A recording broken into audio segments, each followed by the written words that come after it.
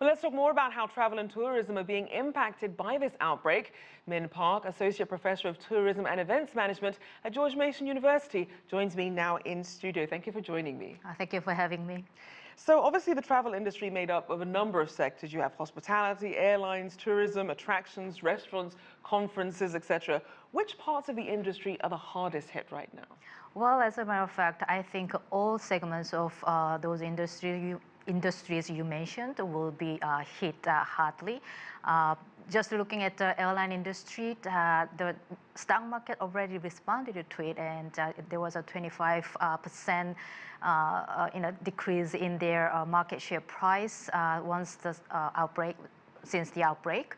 And International Air Traffic Association estimates that airline industry could lose their money between $63 billion and $113 billion, depending on the scenarios.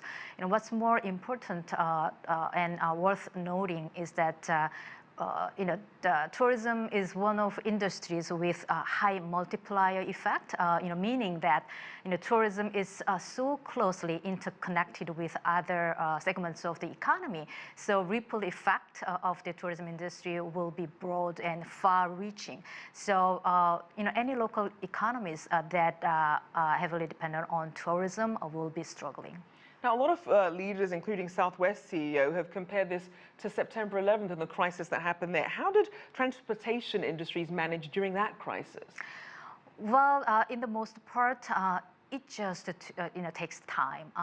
In the case of 9/11, it took about 3 years for the airline industry to recover from the demand shock caused by 9/11. And overall, it took 6 to 7 years, though, for the airline industry to, as a whole, to make a profit again. So it's going to take time. And at that time, in the United States, the federal government provided $15 billion in aid package. So I'm hoping that this time is not as bad as the 9/11 crisis, but honestly, I don't think it is fair comparison comparing 9/11 crisis with this current coronavirus crisis, because there's a similarity, obviously.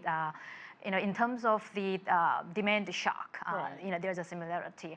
But, in the case of 9/11, it caused serious and fundamental change in airport operation as well as airline industry operations, mainly in part due to the tightened new security measure.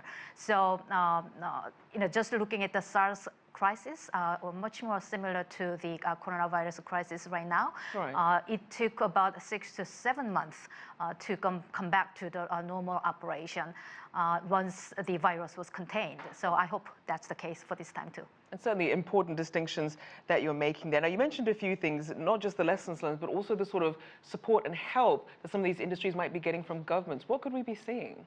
Well, absolutely. I mean, the 9/11 cases, there was tremendous support from the government. And I believe at this time, many governments around the world will provide similar subsidies and aid packages. In the US, tax cuts and tax relief are already proposed. And in South Korea and Japan, governments are spending a lot of money to subsidize impacted areas and then small businesses. So I believe more proposals will come from the many governments around the world. And obviously a huge amount of tourism comes not just from within China, but China to the rest of the world. And we know that China was the first country to really experience the outbreak. Do we know that now that perhaps there's some sort of sense that things are at least slowing down, of how people are traveling or the sort of precautions in place? Right. I think China is controlling the situation very well right now. There were 1,000 confirmed cases a day before, but now it's less than 100 confirmed cases a day. So Chinese government is trying to lift up travel restrictions.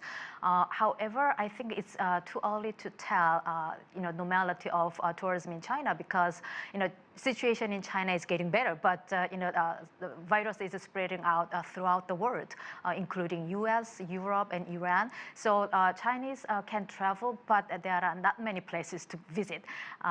First of all, there are many governments who still shut down their borders, Right. and second of all, there is a growing concern of reverse cases where Chinese can get infected when they are traveling outside of China. So it's going to take time again to come back to normal.